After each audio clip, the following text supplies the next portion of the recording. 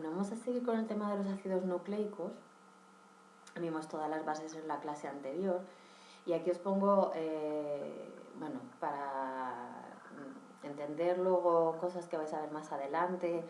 Yo creo que tampoco, o sea, tampoco os agobiéis con lo que vais a ver en este tema, es más un poco que tengáis una información básica sobre cómo se reestructura el ADN, cuáles son las funciones dentro del organismo, un poco las leyes de la genética, enfermedades que están asociadas a este tipo de, bueno, cuando hay problemas a este nivel. Y bueno, es más a nivel informativo para que las conozcáis, pero es importante, o sea, no las tenéis que aprender de memoria ni tenerlas ahí como un manual de cabecera, pero bueno, que os suenen, que sepáis que existen, muchas las vais a conocer, pero ahora vais a entender por qué, o sea, cuál es el mecanismo por el cual eso se ha convertido en una enfermedad, que ha pasado a nivel del ADN. Entonces es más a nivel un poco divulgativo, para que entendáis, muchos ya conoceréis pues las leyes de Mendel o algunos de los conceptos que se van a barajar, pero sí que la importancia de este tema es saber, hemos visto cómo están estructurados los ácidos nucleicos y ahora tenemos que ver cómo funcionan, que hay unas, bueno, se llaman leyes, pero ya veréis que no son leyes en realidad, bueno, cómo afecta eso a nivel orgánico. Y bueno, creo que es un tema interesante, digo, es a nivel de conceptos, de saber exactamente toda la información, sería más el tema anterior, así como mucho más de memorizar y tal, pero si tenéis estos conceptos básicos os va a ser muy útil, ¿no? Para de aquí en adelante. Ya sabéis que a mí me gusta mucho saber para qué estudia uno, o sea, porque estudiar cosas por estudiar, pues mira, para ganar al trivial, que no sé si habrá ya gente en el mundo que juega al trivial, pero bueno, o bueno, alguna app de estas que te preguntan cosas así tipo juego, ¿no? Me parece mucho más interesante saber que estudiáis para algo que luego os va a ser útil, ¿no? Que no es esto ahí dejaros las neuronas para nada. Entonces empiezo. Son conceptos muy básicos de genética que tenéis que tener claros y eso os va a ayudar mucho luego a la hora de luego incluso en la fisiología y en otras asignaturas que vais a ver, vais a tener las cosas muchísimo más claras. Espera que subo. Vale. Bueno, digo, son términos muy básicos sobre genética, ¿no? O sea que no vamos a estar aquí, no nos van a dar el premio Nobel por saber esto, pero bueno, es importante que lo sepáis. Entonces, estos son conceptos, ¿no? Bueno, que voy a desarrollar para que los tengáis claros. Entonces, ¿qué se considera un factor mendeliano? Bueno, mendeliano ya diréis que suena de Mendel, pues sí, porque fue una de las primeras personas que empezó a desarrollar toda esta parte, ¿no? De la biología, porque esto es más biología que bioquímica, aunque el tema anterior sería más bioquímica y esta sería como más aplicación a todo el organismo, entonces estaría más dentro de la biología. Bueno, pues se dice que el factor mendeliano es la unidad física y funcional que ocupa una posición específica en el genoma, ¿no? Entonces, luego veremos lo que es el genoma, es de toda la información que tengo en el ADN, ¿no? Sería algo que me da una información muy concreta.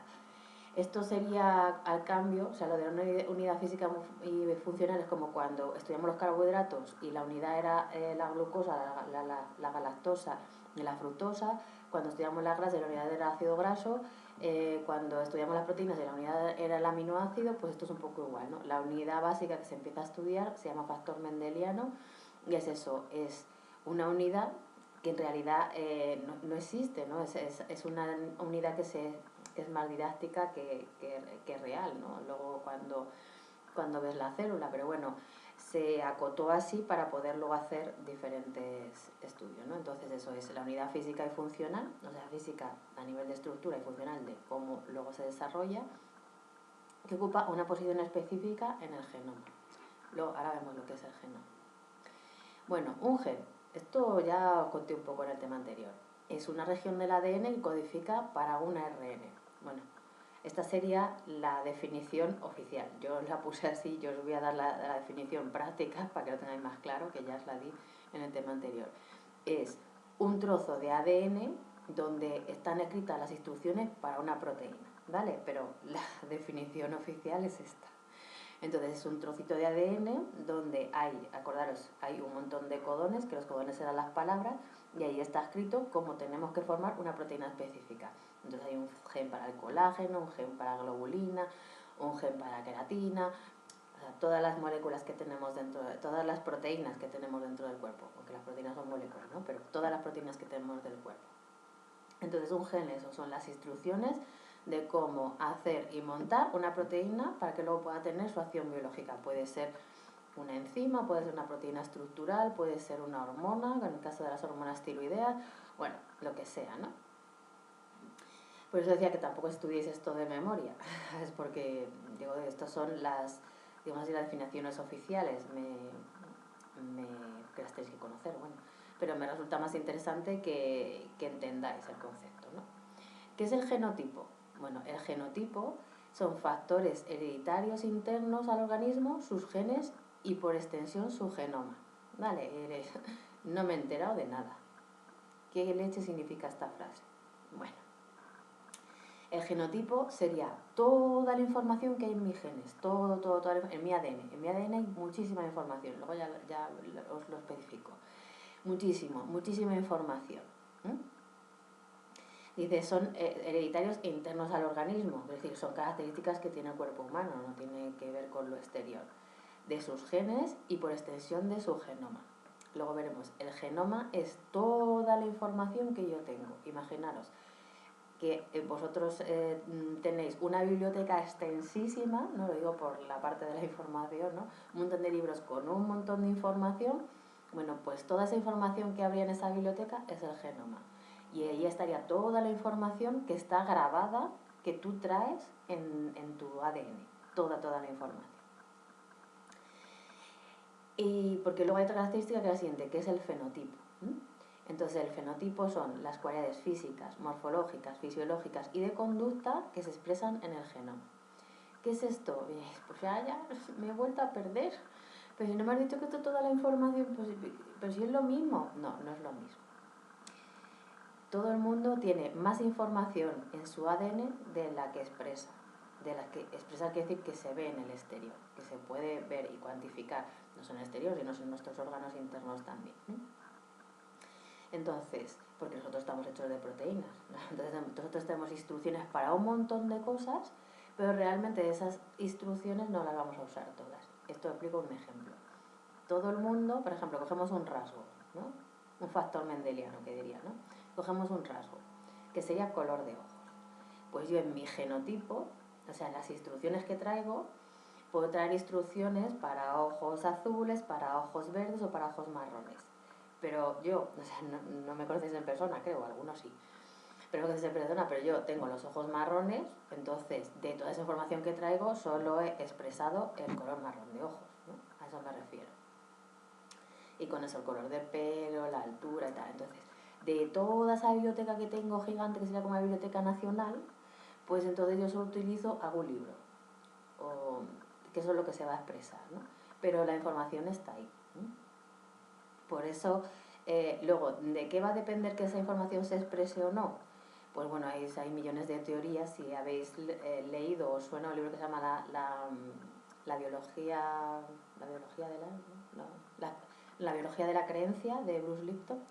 Si la habéis leído, te dice que el ADN al final responde a lo que hay al exterior, ¿no? Dependiendo de la información que llega a la célula, el núcleo decide sacar la información de unos libros o de otros. O sea, dejarlos en un archivado que no vas a utilizar nunca y utilizar otros que, dependiendo de lo que hay en el exterior, te van a ser más útiles o menos útiles. Esto se ve muy bien cuando ves las razas, ¿no? Si tú ves, por ejemplo, cogiendo el color de ojos o el color de piel, ¿no? El color de piel, bueno, toda la vida viene de África, del lago Tanganica, ¿no? Entonces, en los sitios donde hay mucho sol y muchas horas de sol y mucha luz y además hace calor, nuestro genotipo, o sea, en nuestro fenotipo, en nuestras instrucciones, nosotros tenemos una manera de protección que es segregando melanina, que es cuando te pones moreno, o sea, tú te pones moreno y generas melanina. ¿Vale? Entonces ese ponerse moreno es una protección frente a tanta luz y tanta calor para que no lesione la piel. También en el caso de los ojos, o sea, del color de ojos, del color de pelo. Por eso las personas que viven en lugares o que han nacido en lugares donde hay mucha luz y mucho sol, pues tienen la piel más oscura, el pelo más oscuro y los ojos más oscuros, ¿vale? Entonces, de todas las instrucciones que tienen esas personas en su ADN, han elegido por las características exteriores desarrollar las más favorables a su entorno. Bien. Entonces, ¿qué le pasó al ser humano? Que fue yendo hacia arriba, ¿no? Se fue de África para arriba, para Europa, para arriba.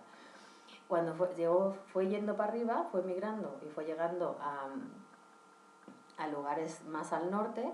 ¿Qué pasó? Pues que cada vez había menos luz y cada vez había menos sol y cada vez hacía menos calor. Entonces, ante esas situaciones externas, ante esas condiciones ambientales externas, lo que llegó el ADN y tomó como decisiones, ¿no? La célula el ADN no toma decisiones. La célula tomó decisiones y dijo, mira, ya la melanina, pues que con tan poca luz no nos hace falta. Dice, yo creo que el libro donde está lo de la melanina lo vamos a sacar de vez en cuando, si acaso, ¿no? Pero de normal, o sea, no vamos a expresar la melanina como antes. Entonces se fue perdiendo esa capacidad. Por eso las personas que viven en países más al norte que hay menos luz son más blanquitas, tienen el pelo más rubito y tienen los ojos más azules. Y entonces eso se fue adaptando, o sea, de toda la información que tú tienes vas cogiendo la más útil, porque además de eso depende la supervivencia del ser humano. Hasta tal punto que en algún momento se pierde esa función, o sea, ya tu cuerpo no se acuerda que tiene las instrucciones de eso. Por eso tú coges un nórdico, te lo traes a España, allí a una playa, no sé, o a Almería o a algún sitio así que haga un calor que te mueres. No hay que olvidarse de Extremadura, que también tela, calor hace allí y sol. No, pues tú lo llevas aquí, lo pones al sol y ya no expresa melanina. Se ponen rojos como cangrejos, que el rojo en realidad es una inflamación de la piel, es un eritema. O sea, eso no es ponerse moreno, eso es lesionarse la piel, ¿no? Pues porque como su medio todavía sigue siendo donde viven, pues bien aquí no se saben adaptar. Porque la célula dice, ay Dios mío, las instrucciones de esto, tal, ¿dónde están? Y entre qué tal, nada, no hay manera. Entonces se pierde esa capacidad. Bueno, espero que con este símil os haya quedado claro. Entonces, genotipo es toda la información que yo traigo a nivel del ADN, que es muchísima, ya luego la vemos, muchísima, muchísima, y el fenotipo es la que yo expreso, por herencia, por condiciones externas, por lo que sea, pero es la que yo expreso. Bueno, los alelos. ¿Qué es un alelo? Son las variaciones que posee un individuo respecto a un carácter determinado. ¿Pero por qué no pone esta frase? Que no me entero de nada. Pues mira, un alelo es la información que tienes, todas las posibilidades que tienes respecto a un rasgo determinado. Pues lo he dicho, color de pelo, ¿no? Pues está, color de pelo, yo puedo tener información para rubio y para moreno. Y luego que al final pues exprese uno de los dos. Pero entonces llevo la información de los dos. ¿Por qué? Porque llevo la información que viene de mi madre y luego la información que viene de mi padre. Al final solo expresaré una de las dos, ya veremos por qué. Pero la información la tengo. También por eso a veces uno nace rubito y luego se vuelve moreno. Y al revés es difícil, que nazca moreno y luego te vuelva rubio, a no ser que pases por algo que se llama tinte del pelo, o decoloración, o lo que sea, o te hagan trabajar en Juego de Tronos y te decoloren el pelo. Pero puede haber variaciones, ¿no? Es más fácil que seas rubio, porque el rubio al final es la ausencia de melanina también, que es lo que pigmenta el cuerpo. Y luego, conforme te vas desarrollando y te vas haciendo mayor, tus células empiezan a segregar la melanina. Pero al revés es difícil. Bueno, no, pues he mentido, al revés es fácil. Tú llegas a cierta edad y dejas de segregar melanina en el pelo y son las canas. Pero eso ya no es un problema genético, es un problema de que te ha dejado de funcionar algo por la cosa de la edad. Por eso las canas se consideran, en medicina natural, se consideran como un marcador de edad biológica, ¿no? O más bien de energía vital, porque edad biológica tú puedes tener así como, está muy bien conservado, pero tener canas a los 20 y tantos, pero más como de energía vital. ¿Qué es un locus? El locus es la ubicación de cada gen, ¿vale? Igual que os decía que un gen es ya he dicho, son las instrucciones para una proteína. Igual que os decía que dentro de un gen los codones que tienen que estar bien colocados para que yo entienda las instrucciones, ¿no? O sea, las palabras de una frase tienen que estar bien colocadas porque yo no me entero. también los genes tienen un orden dentro del ADN. Si ese orden, esa ubicación, se altera, se cambia, pues eso se llama una translocación, bueno, a nivel del locus y de otras cosas. Se cambia, el ADN no va a funcionar bien, ¿no? Ese gen no se va a expresar bien, porque los genes al lado tienen otros genes que no se llaman activadores o te llaman supresores, ¿no? Y hacen que también los genes no se vuelvan locos, o sea, no se exprese, o sea, cuando tú vas allí no te vuelvas loco copiando ese gen. Hay otros genes que te llevan instrucciones para que haya un control sobre ese gen. ¿Qué es el cariotipo? Que hay muchas, ahora te hacen estudios genéticos y me van a hacer el cariotipo y tú, qué bien. Bueno, pues el cariotipo no es nada más que una foto, dices, una composición fotográfica de los pares de cromosomas de una célula, ordenado según un patrón estándar, que ya lo veremos, un patrón estándar porque tú colocas los cromosomas y dices, este es el 1, este es el 2, este es el 3, este es el 4, hasta 23 que tenemos, ¿no? Y te permite conocer la dotación genética de un individuo. Luego os vais a ver una foto que es súper fácil de entender, vamos. Entonces yo lo que hago es, digamos así, desenmarañar el ADN de mi célula, hago que se estructure en forma de cromosoma, induciendo a la división celular, ¿no? Que es cuando se reestructuran los cromosomas. En el momento que los tengo les hago una foto. Entonces veo cómo son, veo la forma, veo si sobre la forma, el número, bueno, luego lo vemos. ¿Qué es una línea pura? Dice, es la descendencia de uno o más individuos de constitución genética idéntica, dice, obteniéndose por autofecundación o cruces endogámicos. Mira, de verdad, que nos odias, nos pones cosas raras. Una línea pura es cuando tú consigues, o sea, de manera natural es difícil, pero bueno, puede haber, por ejemplo, en los gemelos igual idénticos, homocigóticos que se llaman, que todos los individuos sean genéticamente iguales. Esto se puede, como esto viene de la genética, de la ingeniería genética también, pues tiene que ser, o sea, que todos los individuos genéticamente sean iguales y que se expresen iguales también genéticamente, o sea, que tengan igual genotipo y que tengan igual fenotipo. Digo, en los gemelos idénticos, homocigóticos que se llaman, que son idénticos porque nacen del mismo óvulo fecundado, o sea, no son dos óvulos con dos espermatozoides, que eso serían mellizos. Es un óvulo que se ha fecundado, pero en un momento dado del desarrollo embrionario, la célula se divide en dos, y entonces eso se divide en dos, y como tiene la misma dotación genética, pues salen dos individuos exactamente iguales. Pues dice que se obtiene por autofecundación o por cruces endogámicos, ¿no? Que se puede ver. Esto es lo que buscaban los nazis en la raza aria, ¿no? Que todo fuera, los rasgos fueran todos puros, que ya veremos de dónde viene después ahora con los alelos, que fueran puros y que los descendientes fueran puros también, o sea, que no se mezclaran los alelos unos con otros, y así que los individuos fueran iguales. Para ello la pureza pues era el rubio con los azules, alto y estupendo, guapo y hercúleo. Que de hecho la raza pura sería la raza negra, porque es de la que venimos, pero bueno, tienen más masa muscular, o sea, las personas de raza negra, como es la raza pura, tienen más masa muscular, tienen la piel más resistente, tienen características genéticas más, por eso muchos deportistas de élite son de raza negra, porque sobre todo físicamente, porque además eso viene pues del inicio del hombre, ¿no? Y físicamente son personas más resistentes.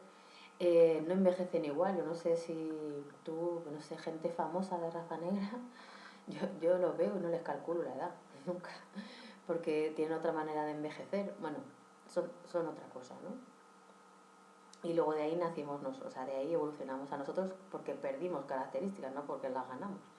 Pero bueno, ya digo, ya solo con la melanina hemos perdido capacidad de generar una proteína, pues fíjate tú. La dominancia, o lo que se llama alelo dominante. Dice, es el predominio de la acción de un alelo sobre la de su alternativo. El alelo recesivo enmascarado se oculta, dice, enmascarando o ocultando sus efectos. Esto luego lo vamos a ver en fotos, bueno, y en dibujos. Cuando tengo un alelo dominante se le denomina o se le representa por una A mayúscula. Y igual me dice, pero que no me entero, ¿sabes? Mira, es muy fácil. Para, por ejemplo, ojos, color de ojos. Yo tengo la información ojos marrones y la información ojos azules. Bueno, pues lo que se demostró en genética es que el rasgo ojos marrones domina sobre ojos azules. Esto quiere decir que en presencia de la información ojos marrones y ojos azules, siempre se va a expresar ojos marrones, porque domina sobre el otro. Entonces, ese rasgo va a ocultar que tú llevas información de ojos azules en ti, pero tú llevas la información de ojos azules, aunque no la hayas expresado. Entonces, en los rasgos pasa eso, siempre hay uno de los rasgos que domina sobre otro. Entonces, aunque estén los dos, se expresa el que es más dominante de los dos. Por contrario, la recesividad o el alelo recesivo es una característica del alelo de un gen recesivo que no se manifiesta cuando está en presencia el alelo dominante y se expresa con una A pequeñita. A grande o A pequeñita es de alelo, ¿no? Porque luego veremos hay cosas que dices, es de no sé qué, no, A es de alelo. El dominante es mayúscula y el alelo recesivo es minúscula. ¿Qué es homocigoto? Homocigoto es un individuo puro para una más caracteres. Y puro significa que la información, ya digo, llevas dos alelos porque llevas una información de tu madre y otra información de tu padre. Entonces, para ser puro, tienes que tener la información igual, ya sea dominante o recesiva. O sea, puedes tener alelo para, yo qué sé, AA, por ejemplo, para color de ojos marrón, sería puro dominante, ¿no? Yo sé que el marrón domina sobre el azul, entonces si yo tengo un individuo que tiene AA para color de ojos, sé que va a ser marrón y dominante y puro porque tengo los dos dominantes. Pero puedo tener un individuo con AA, ahí como no hay alelo dominante se va a expresar el recesivo, entonces la persona tendrá los ojos azules y además será pura también. Bueno, el recesivo siempre tiene que ser puro, porque en el momento que haya una mayúscula está fastidiado, actúa el dominante, ¿no? Entonces, si tú ves a un individuo que tenga ojos azules, súper azules, tú sabes que va a ser puro siempre. Porque no hay otra manera sino que se expresen los ojos azules. Porque en el momento que haya un alelo A dominante, va a ser marrón. Por eso también consideraban que los nazis, cuando querían esa raza pura, no sé qué, Herculia, que los individuos rubios y con ojos azules iban a ser puros siempre. Siempre iban a ser puros, porque para expresar pelo rubio y ojos azules no les quedaba no les quedaba otra que ser puros en su información genética. Bueno, ¿qué es un heterocigoto? Dices un individuo que para un gen, volvemos al del color de ojos, tiene alelo distinto en cada cromosoma homólogo. O sea, en este caso, su padre, espera que os separo. En este caso, el padre y la madre les ha dado el mismo alelo para color de ojos, que sería marrón, y en este caso, el padre y la madre les va a dar el mismo alelo para color de ojos, que es azul. Si eres heterocigoto, pues ¿qué va a pasar? Que el padre o la madre me va a dar un alelo dominante y el padre o la madre me puede dar un alelo recesivo. Eso sería heterocigoto porque tengo las dos informaciones, pero al final tengo ojos marrones. Entonces, si yo llego y tengo ojos marrones, yo no sé si soy puro o si soy un híbrido, porque ya tengo los ojos marrones en estos dos casos. Pero si yo tengo ojos azules, no me queda otra que ser puro. ¿Vale? Bueno, un híbrido es el cruce de dos individuos puros, homocigóticos, o sea, de estos. Dice uno recesivo y otro dominante, o sea, tengo que juntar un individuo así y un individuo así, que son los dos puros, para uno o varios caracteres, pues el color de ojos, color de pelo o lo que sea. Y el resultado es lo que se denomina un híbrido. Y hasta aquí los conceptos. Vamos a hablar del genoma humano. Dice, es la colección de genes presentes en el núcleo de una célula, o sea, en nuestro ADN de la célula. Consta de 46 cromosomas, a veces hay libros que te pone 46 cromosomas y en otros te pone 23 pares de cromosomas, o sea, que te da igual, o sea, tú multiplicas 23 por 2 y te da 46. 10 nucleares y un cromosoma mitocondrial. Bien, tenemos esto, dentro de poco en el siguiente bloque veréis la célula, pero bueno, lo voy adelantando un poco. Se supone que todo nuestro material genético está en el núcleo, ¿no? Está allí todo nuestro ADN con su membrana nuclear ahí para protegerlo, porque se puede dañar, luego lo veremos más adelante en este tema, se puede dañar y tal, pero tenemos también un poquito de información genética dentro de una estructura celular que se llama las mitocondrias. Si veis cosas de estas, yo que sé, series CSI, de estos de que sé, mentes criminales, Crossing Jordan, bueno, estas células, estas que siempre hay forenses y gente ahí en laboratorios analizando cosas, cuando no pueden extraer ADN así bueno, porque la célula tiene muy dañada, yo que sé, del asesino, de la víctima, lo que sea, intentan sacar el ADN, porque de la célula entera no lo tienes o el núcleo se ha destruido, pues intentan sacar el ADN de las mitocondrias, como son más chiquitillas, tienden a sobrevivir. Dicen, pues si sacamos ADN de aquí a lo mejor sacamos algo, ¿no? Algo de información que nos pueda ayudar. Bueno, el genoma humano contiene, lo que decía, entre 20.000 y 25.000 genes. Esto quiere decir que tenemos entre 20.000 y 25.000 instrucciones para proteínas. O sea, tenemos ahí mogollón de información. Dice, pero de todo ese genoma, solo el 2% contiene... Bueno, esto va evolucionando, ¿eh? Esto no lo toméis ahí como una cosa ahí, como una doctrina. Dice, solo el 2% del genoma contiene información para codificar una proteína. Dice, el resto se considera relleno. Bueno, esto está en constante estudio y cambio, ¿eh? Es como cuando te dicen que hay neuronas que no sirven para nada y luego han empezado a ver que sí que sirven, ¿no? Decían, no, solo utilizamos esta parte del cerebro, el resto no se utiliza. Bueno, y luego han visto que es que a lo mejor no sabía muy bien para qué se usaba, ¿no? Pues el genoma igual. Yo diría que de todo genoma humano se conoce la información del 2%. Y el resto se considera relleno, pero a lo mejor de aquí en un futuro sabemos para qué sirve, ¿no? Porque el planteamiento sería este. ¿Y para qué tanto relleno y tan poca información? ¿Qué es esto? ¿Sálvame de luz? Pues no sé. O sea, para contarte este se ha ido con aquella, te tiras 3 horas de programa. No entiendo. Vale, pues esto es igual.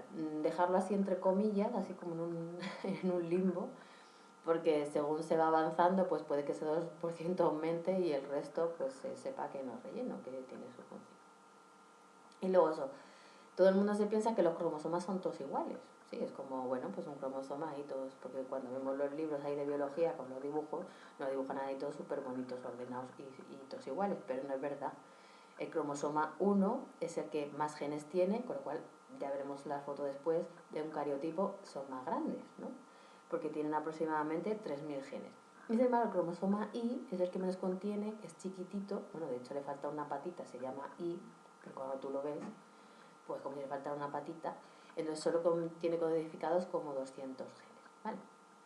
Si hemos dicho que dentro de cada gen vienen las instrucciones de las proteínas, de cada proteína, el resultado de expresar todas esas proteínas es lo que se llama proteosoma. Entonces, cuando yo consigo leer lo que hay en esos genes y construirlo, ¿no? O sea, te imaginas que los genes son las instrucciones para construir, pues eso, sillas, estanterías, sillones, camas, no sé qué, no sé cuánto. Bueno, pues todo lo que he conseguido construir con esas instrucciones sería el proteosoma. Dice, se supone, es el análisis de las proteínas codificadas en el genoma humano. Entonces sabemos, o sea, se sabe perfectamente qué gen hay para el colágeno, qué gen hay para la globina, qué gen hay para la albúmina, qué gen hay para, yo qué sé, la lactato deshidrogenasa, que es una enzima, qué gen hay para todo. Y el proteosoma se llama eso, el análisis y el estudio de todas esas proteínas que vamos a poder construir a partir de los genes. Aquí está. Esto es lo que os he dicho antes, que es el cariotipo, que es la foto del genoma, que alguno estará pensando ahora, ¡jo, qué cosa más cutre! Y el que lo esté pensando tendrá razón. O sea, esto es obligar a la célula a que su ADN, que está ahí todo enmarañado, lo transforme en cromosomas y luego le pegas una foto. O sea, no hay mucho más. Decía, este es el cromosoma 1 que tiene 3.000 genes, pues veis que es más grande. Todos no son iguales. La forma más o menos es igual, ¿no? Luego eso tiene su estructura. Las células van siendo, o sea, las células no, los cromosomas son más o menos iguales, pero vais viendo que según van pasando, cada vez son más chiquititos, más chiquititos, más chiquititos, el 22 ya es muy chiquitín, y veis, este es el cromosoma Y, que es el más chiquitín de todos. El cromosoma X es el más grande, el cromosoma Y es más chiquitito. Evidentemente, este es el cariotipo, la foto de un hombre, porque tiene XY. Si fuera de una mujer, tendría que tener XX, aquí, en el par 23. Pero digo que pueden ser, pues pueden decir que tienen 46 cromosomas porque los cuentan todos, o que tienen 23 pares. Y luego aquí ya vais a entender, mira, una de las cosas que os decía que es importante que sepáis de lo que están hablando cuando hablan de ciertas alteraciones genéticas. Este es otro cariotipo que se ha hecho a una persona con síndrome de Down. Entonces se ve el cromosoma 1, tal, no sé qué. Y dice, ay, bueno, pues estamos más o menos iguales. Estos son los grandes, cada vez son más chiquitillos. Pero cuando llegas al cromosoma 21, ves que en vez de 2, hay 3. Porque el síndrome de Down es la trisomía del 21. ¿Esto cómo se ha producido? Pues resulta que cuando se produjo la fecundación del óvulo con espermatozoide, pues nosotros tenemos, son pares de cromosomas porque siempre van en pares, ¿no? Porque uno es de nuestro padre y otro es de nuestra madre, nuestro padre y otro es de nuestra madre, uno es de nuestro padre y otro es de nuestra madre. Bueno, pues aquí lo que ocurrió fue que en el óvulo o en el espermatozoide, uno aportó un solo cromosoma y el otro aportó 2. Entonces al final salieron 3. Y al expresarse eso, pues da la anomalía que es el síndrome de Down.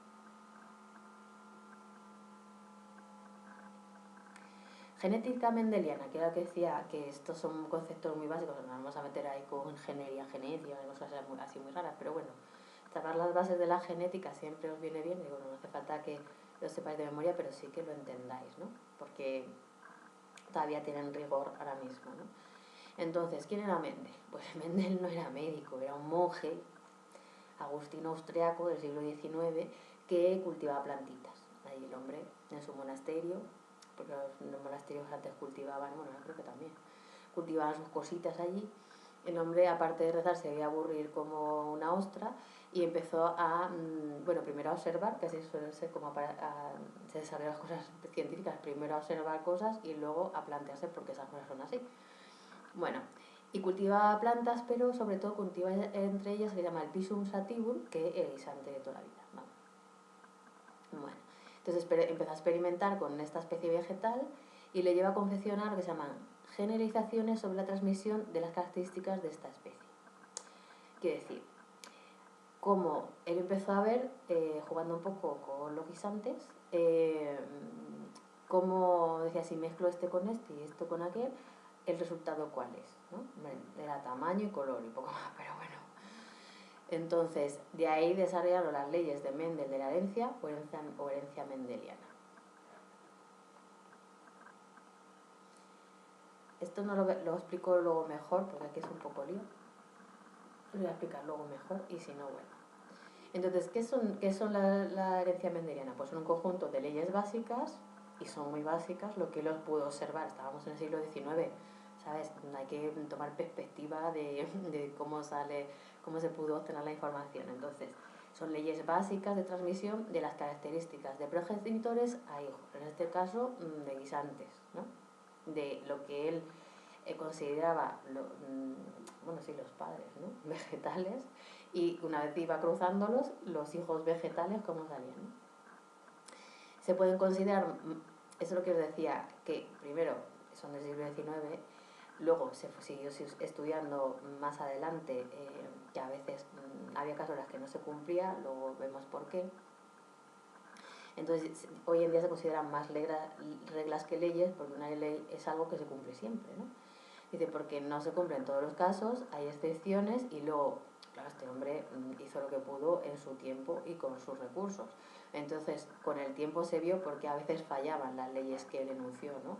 Y era porque hay modificaciones en la transmisión de la información, que él no pudo barajar pues, por su tiempo, claro.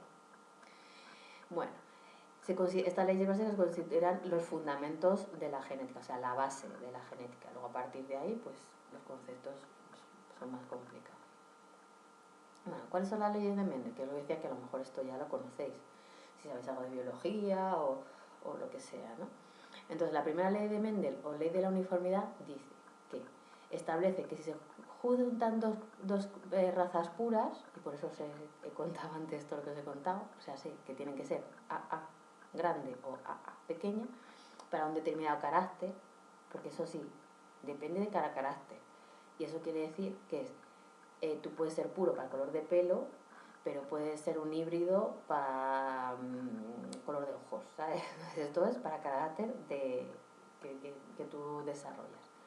Entonces establece que se cruzan dos razas puras para un determinado carácter, los descendientes de la primera generación y solo de la primera generación son todos iguales entre sí. Igual fenotipo e igual genotipo e iguales a uno de sus progenitores. Y eso luego vemos el esquema. Entonces, volvemos a lo de antes que os contaba. Si yo junto, que esto, sabiendo estas leyes, era, ya digo, seguimos ahí con el tema de los nazis. O sea, si yo cojo dos individuos de raza pura, bueno, si cojo, como yo sé que el individuo de raza pura AA chiquitilla son súper puros, pues entonces lo que hacían era mezclar dos individuos AA chiquititos, o sea, dos recesivos. Porque además sabía que la siguiente generación iba a seguir siendo igual de pura. Por eso ellos querían que todos fueran altos, rubios y con ojos azules, porque sabían, les garantizaba que la siguiente generación eran altos, rubios y con ojos azules. ¿Y cómo conseguían eso? Pues sabiéndose las leyes de Mendel. Bueno, ley de Mendel o ley de la segregación de caracteres independientes. Pero, bueno, también se llama de la separación, la segregación ha quedado así como un poco pues eso, ley de guerra de secesión de Estados Unidos. Entonces, lo que hace es segregar es separar. Ahora os vais a volver un poco locos, pero esto lo explico después con un dibujito y ya está. Y establece que la formación de los gametos de cada alelo de un par se separa del otro miembro para determinar la constitución genética del gameto filial. Es decir, pero Gemma, ¿no hay una manera más sencilla de contar esto, hija? Digo, hombre, que yo pongo la definición oficial, luego ahora os lo explico. Dice, esto permite que los alelos paternos y maternos se combinen en la descendencia. Vale. Me dice, muy bien, esta frase casi que la entendí mejor. Entonces, venimos aquí. Nuestras células, todas, digo, esto cuando veáis la biología celular lo vais a entender mejor, pero es que todo a la vez no se puede dar porque ya se volveréis loca vosotros y yo, os volveríais locos. Todas nuestras células tienen información, te he dicho, una del padre y otra de la madre. Puede ser así o así, me da igual. Del padre y de la madre. En el momento, nuestras células normales, o sea, cualquier célula de nuestro cuerpo. Menos, solo tenemos una célula que solo lleva un tipo de información, que es lo que se llama los gametos, que son la mujer es el óvulo y los hombres el espermatozoide. Entonces ahí hay un proceso que se llama meiosis, que yo cojo una célula normal y la divido de manera que tengo que poner un alelo en una célula y el otro alelo con la otra información en otra célula. Y ya se han separado. Entonces, cojo, y a eso se le llaman los gametos. Entonces, una célula normal de mi cuerpo, bueno, que esas son las células precursoras de los espermatozoides y las células precursoras de los óvulos, ¿no? Que cualquier célula de nuestro cuerpo puede hacer eso, ¿no? Entonces, yo tengo ya mis óvulos, tendré unos espermatozoides con el alelo dominante en este caso y otros espermatozoides, o sea, otros óvulos espermatozoides con el alelo recesivo. Si este óvulo se junta con un espermatozoide que también tiene un alelo dominante, pues me va a salir dominante puro.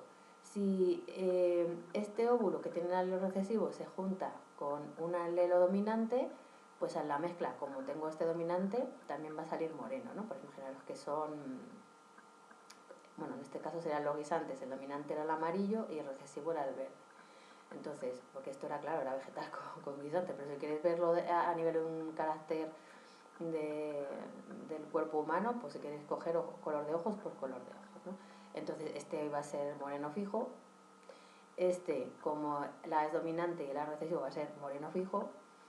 Si cojo, por ejemplo, mi óvulo se mezcla, o sea, mi óvulo con el dominante se mezcla con un espermatozoide recesivo, pues se mezclan y como el A es dominante va a seguir siendo color de ojos marrones o moreno de pelo, como queráis. Pero si mi óvulo recesivo se junta con un espermatozoide que tiene información recesiva, aquí pues se expresa solo el recesivo, que en el caso de los guisantes sería el color verde, y en el caso del color de ojos sería azul, y en el caso del color de pelo sería el rubio, ¿vale? Ya, vuelvo para atrás, porque decía, voy a volver aquí que ahora lo vais a entender mejor. Y aquí se ve el proceso.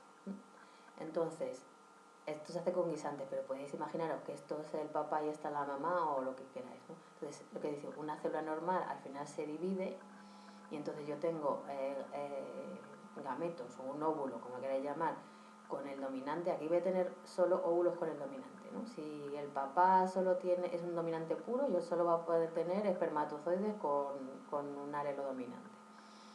Y si la mamá o el guisante verde es también puro pero recesivo, solo va a poder tener óvulos con la característica recesiva.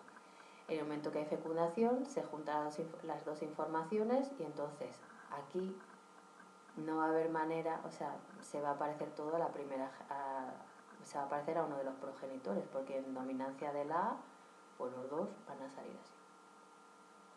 Pero sin embargo, estos van a ser padres, entonces sus células al final se vuelven a dividir, ya el padre va a dar espermatozoides con uno dominante y uno recesivo y la mamá va a dar óvulos con una dominante y uno recesivo. Si junto un óvulo dominante con un óvulo dominante, pues me da un dominante puro. Si junto un dominante con uno recesivo, me va a dar un híbrido que como hay una dominante, pues va a tener, pues eso, amarillo, color de ojo marrón o moreno. Si cojo un dominante aquí y otra vez lo mezclo con un recesivo, me va a dar igual que el anterior, o sea, este con un dominante me va a dar el anterior, pero aquí sí que hay la posibilidad de que si yo junto, por casualidad, tengo el espermatozoide recesivo con el óvulo recesivo, pues vuelve a aparecer otra vez las características de este progenitor puro, que en el caso pues podría ser la madre, ¿no? Y entonces sale ojos azules o pelo rubio, o en el caso de guisante sale un guisante, ¿vale? Espero que... Es complicado así, pero cuando le coges el truco, luego esto puedes hacer ejercicios ahí te coges ahí, a ver, vamos a ver otro diagrama que se puede hacer con todo, ¿vale? Bueno, la ley de Mendel, tercera ley de Mendel o ley de la transmisión independiente de caracteres es muy fácil de entender. Concluye que diferentes rasgos son heredados independientemente unos de otros. O sea, tú puedes ser dominante para color de ojos, pero recesivo para color de pelo, porque cada rasgo genéticamente se transmite de una manera. Dice, no existe relación entre ellos, por tanto, el patrón de herencia de un rasgo no afecta al del otro. Entonces tú puedes ser moreno, que es dominante, con ojos azules, que es recesivo, o cualquier combinación ahí que se os ocurra. ¿Veis con qué? Con gatos. Entonces yo tengo aquí dos gatos que son heterocigotos, no son puros, son híbridos, ¿no? Heterocigotos. Entonces juntamos ahí gatitos, o sea, yo tengo aquí, bueno, los gatos también tienen óvulos espermatozoides, ¿no? Entonces imaginamos que este es el padre y que esta es la mamá, gatuna, ¿no? Entonces el gato va a aportar espermatozoides con características dominantes y otras pues va a tener espermatozoides dominantes, espermatozoides no dominantes, el carácter, ¿no? Y otros recesivos, y la mamá lo mismo, va a tener óvulos dominantes y óvulos recesivos para, en este caso, color de piel, o de pelo, bueno, más bien. Entonces, si la casualidad, o la biología hace que un espermatozoide dominante se junte con un óvulo dominante, pues tengo un dominante puro que va a salir pues igual que los progenitores, ¿vale? O sea, va a salir negro. El negro dominante sobre los grises, ¿no? Sobre los claritos. Si tengo un espermatozoide de gato dominante con la mezcla de uno recesivo, como domina el color negro, pues me va a dar negro también. Si cojo un espermatozoide recesivo con otro, con dominante de la madre, pues lo mismo, me va a dar un gato negro también. Pero si cojo un espermatozoide recesivo con un óvulo recesivo, cuando se juntan van a dar un recesivo puro y entonces se podría expresar otro tipo se expresa la otra opción de color de pelo, que sería el gris. Y ya te digo, esto se hace con guisantes, con pelo, o sea, por color de pelo, color de ojos, lo que sea. Bueno, ¿por qué se vio? Bueno, Mendel describió dos tipos de genes de acuerdo a su expresión fenotípica. Volvemos.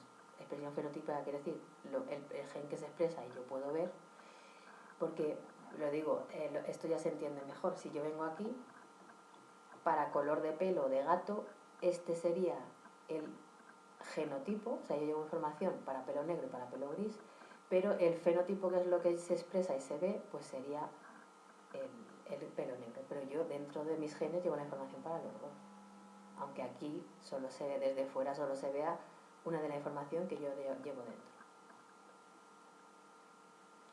Bueno, pues dice que Mendel describió dos tipos de genes de acuerdo a su expresión fenotípica, o sea, lo que nosotros vemos fuera en la descendencia, los dominantes y los recesivos, pero aquí, cuando empezó a desarrollarse la genética, vieron que había otros factores que también intervenían o que se tenían en cuenta en el organismo, que son los cromosomas que van ligados al cromosoma sexual, que estos llevan pues otro tipo, no cumplen exactamente las leyes de Mendel.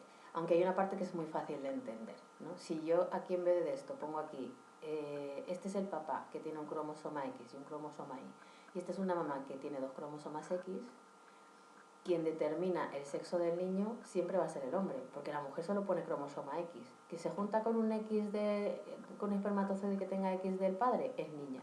Que se junta con el espermatozoide que tiene el cromosoma Y, es niño. O sea, la mujer no determina el sexo del niño, lo determina el hombre. Porque la mujer siempre pone cromosoma X. No puede cambiar ahí absolutamente nada.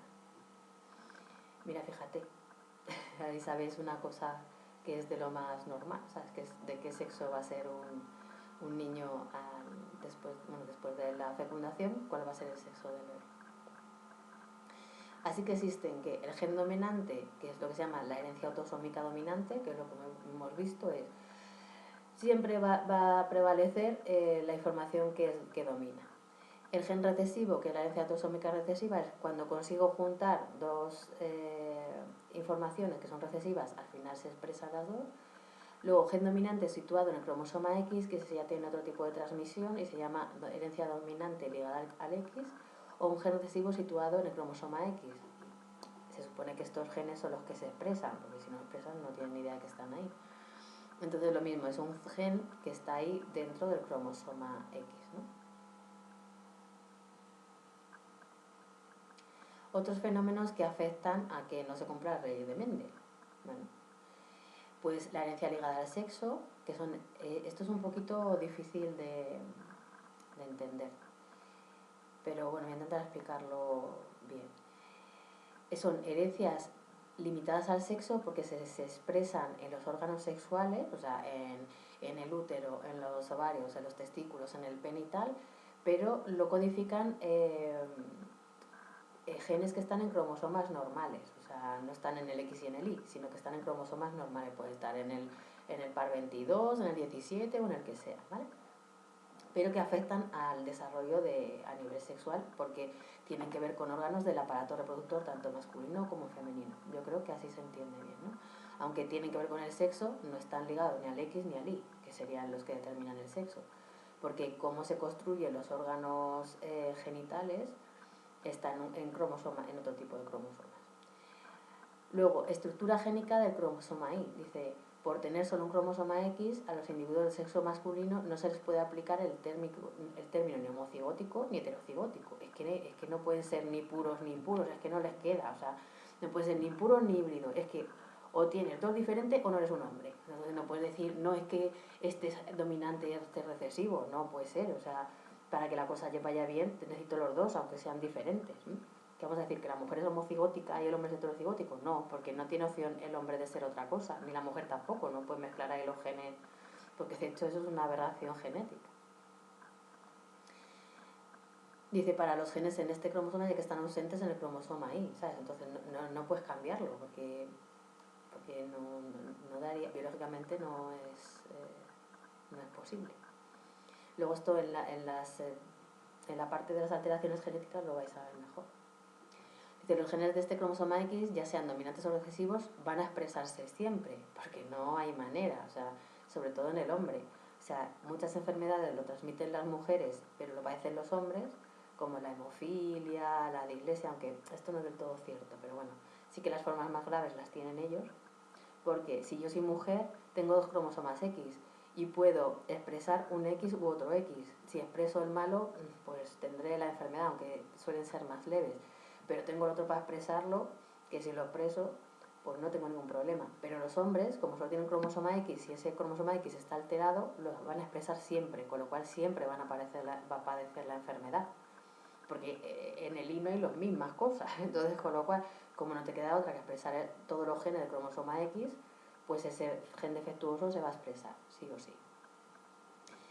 Otro concepto que es penetrancia de un gen o de una mutación específica. Dice, es el término que se emplea para referirse a la expresión en términos de todo o nada dentro de una población de individuos de una mutación genética. Quiere decir, la penetrancia es lo que os contaba. Si yo tengo una alteración genética que no me queda otra que expresarla, pues se va a dar en toda la línea sucesoria. O sea, no va a haber manera de salvarme de eso. Y eso tiene mucha penetrancia. Pero si yo tengo un gen que por lo que sea, por factores ambientales, porque he conseguido que se convierta en recesivo, o porque es un gen, porque es un gen recesivo, o por lo que sea, puede que solo se exprese de vez en cuando, ¿no? En algún individuo de la línea, de la sucesión, ¿no? de familiar o lo que sea, se puede expresar. Entonces se dice que tiene poca penetrancia, porque se expresa poco ese gen. Y de la expresividad de un gen o mutación específica. Se refiere al grado de severidad con el que se manifiesta una mutación en un fenotipo y es sinónimo de gravedad. O sea, cuanto más se expresa esa alteración, pues más grave va a ser la alteración, claro. O sea, por ejemplo, eso cuando un niño nace, mira, vais a empezar a enteraros de cosas, luego las contáis. Cuando un niño nace, le pinchan para saber lo que se llaman las enfermedades metabólicas. En realidad no son enfermedades metabólicas. Lo que se busca son alteraciones de enzimas que tú necesitas para poder sobrevivir. Entonces hay niños, por ejemplo, que nacen sin enzimas para poder manejar ciertos metabolitos tóxicos que nosotros generamos en el cuerpo, la de la alcaptonuria, bueno, tienen nombres raros, pero bueno, que tú sabes que si eso da positivo a esa alteración genética, pues sabes que ese niño no va a sobrevivir más allá de 15 días, un mes o lo que sea. Entonces eso es una expresividad de un gen, una mutación específica muy alta, muy severa y con muy mal pronóstico. Entonces, cuando alguien nos diga, ay, he tenido un niño, le han hecho la prueba del talón, está la prueba del talón. Dice, pero hasta dentro de eso tardan como 2 o 3 semanas en darte los resultados. Porque es complicado, claro, tienen que estudiar un montón cosas a nivel genético para saber cuál va a ser la evolución del niño, ¿no?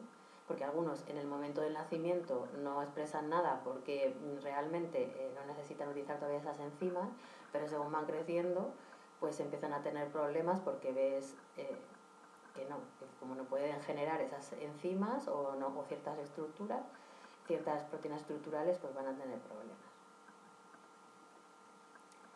Bueno, os dejo aquí porque esto es muy denso y muy duro y de aquí al final, que son todas las alteraciones específicas que está bien que conozcáis, ¿sabes? Porque además son fáciles de entender, pues ya os las pongo lo desarrollo en otro vídeo. Que tengáis buen día.